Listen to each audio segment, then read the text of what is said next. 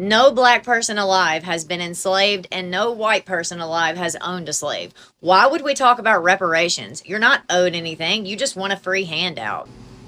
Do they just want a free handout, or are we overlooking all of the history that brought us to where we are? People love to say that all races have been enslaved, that slavery existed everywhere, and that slavery still exists in Africa. We're not talking about everywhere. We live here. We're talking about the United States of America. And what happened here was not just slavery, it was a system. When what is now known as the United States started building off the slave trade, they didn't just accidentally create inequality. They wrote it into law. There were free black people in early America. There were black people who built wealth, who owned land, who worked, who went to court, and who stood in some of the same legal and financial places as white people. But the people in power did not like that. They did not want black people free. They did not like the idea that poor black people and poor white people were realizing they had more in common than they did with wealthy landowners. So they created a racial system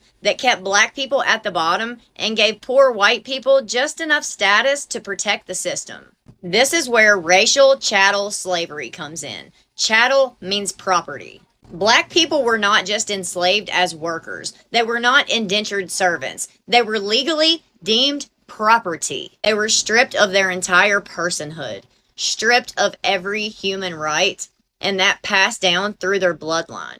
Which means if your mother was enslaved, when you were born, you were enslaved just because of her status. So no, you don't get to just dismiss this as everyone went through slavery. Because this was not just slavery. This was a system built to keep black people enslaved, controlled, unpaid, uneducated, and unable to build anything for generations. So the entire time, white families were building land, generational wealth, businesses, home ownership, inheritances.